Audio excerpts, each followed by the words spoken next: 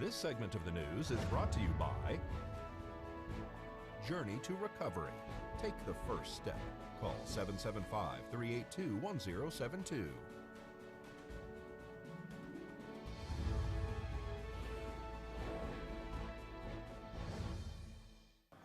USDA Rural Development recently announced the agency is accepting applications for the Rural Community Development Initiative program with the goal of providing financial and technical assistance in rural communities to help develop community capacity to develop housing, community facilities, or community and economic development. Nationwide, up to $4 million is available. Individual projects are limited to $50,000 to $250,000. Eligible recipients are nonprofit organizations, low-income rural communities, or federally recognized tribes. Applications are due June 25th of this year and are available at grants.gov. Water managers say that Mexico and the U.S. states of Arizona and Nevada will get less water from the Colorado River by 2020 because of a 19-year drought that has caused Lake Mead to fall low enough to trigger cutbacks under the agreements governing the river. The Colorado serves over 40 million people in 7 southwestern U.S. states and Mexico. Officials report that the river is expected to carry only 43% of the average amount of water this year into Lake Powell, another big reservoir upstream from Lake Mead. Officials say many of the wild horse population are in poor health in the Cold Creek area of Wheeler Pass. The animals are eating the bark off Joshua trees and other desert shrub forage that lacks sufficient nutritional value. There's adequate water available for the animals almost 10 miles away. The wild horses will be gathered by low-stress bait trapping. The gathered horses will immediately be moved to a temporary holding facility where they will receive health assessments and feeding, then transported to a BLM holding facility in Ridgecrest, California, where they will be made available for adoption or transferred to off-range holding facilities. The Nevada Division of Forestry is pleased to announce that applications are now being accepted for the Community Forest and Open Space Program competitive grant funding. The program provides funding for the acquisition of private forest lands for public use. Funds are provided by the U.S. Forest Service, Community Forests, and in protecting Nevada's habitats, water quality, and other precious natural resources. Community forests also provide opportunities for environmental and cultural education and contributes to overall quality of life here in Nevada.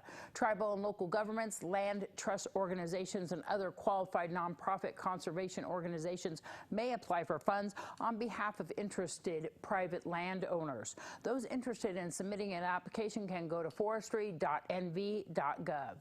Clark County will host a spring government surplus auction at 8 a.m. on Saturday, May 19th at 4320 Stephanie Street off Flamingo Road near Dog Fanciers Park in Las Vegas. The popular auctions, held 3 times a year, feature items used or acquired by area police and government agencies, including cars, trucks, computers, office equipment, electronics, and other lost and found items from McCarran International Airport. For more information, go to tntauctions.com. I'm Deanna O'Donnell. That's your news across Nevada.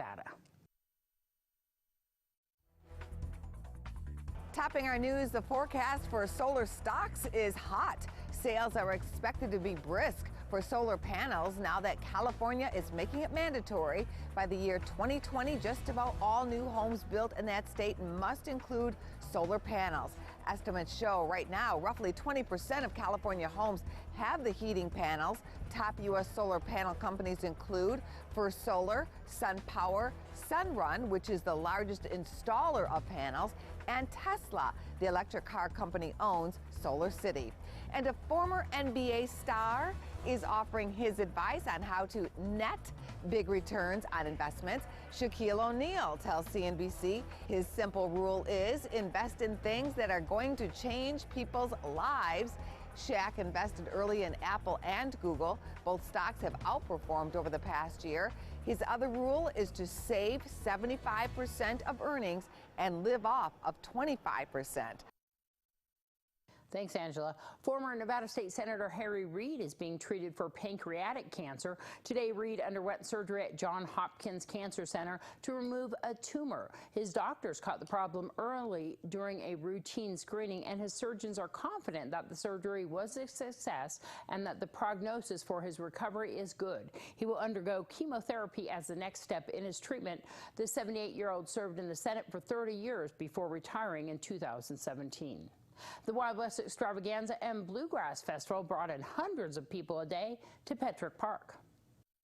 The Wild West Extravaganza and Bluegrass Festival was held over the Cinco de Mayo weekend. The festival started out on Friday night with the Shadow Mountain Community Players performing their show, Dirty Work on the Trail, with our own Caitlin Boyer and Alicia Cook. Kiss you, Felicia DeFlee.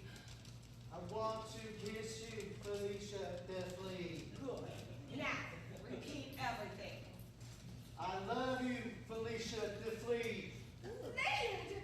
Courage. Elementary means nothing to me. Ned!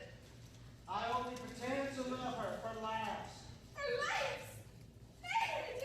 The cowboy is a scoundrel. I want to kiss. Saturday morning featured a parade up Highway 160 from the Prump Nugget that ended at Petrick Park on Basin Avenue and Highway 160. The Bluegrass Festival once again joined the Wild West Extravaganza to bring in live bluegrass music from all over, courtesy of County Commissioner Dan Chinhoffen, who also emceed the event.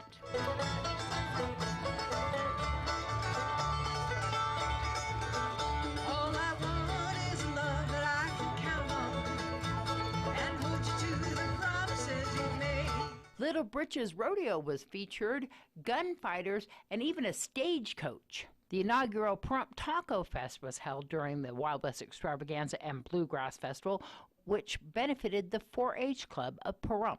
There was lots of vendor booths throughout the park and food and lots of fun. For more information on the Wild West Extravaganza and Bluegrass Festival, you can find them on Facebook. Sleep on the floor, honey, won't you open that door? A honky-tonk around Dallas got in a poker game. Somebody must have been cheating, 'cause I lost everything but the name. News 46 will return right after this.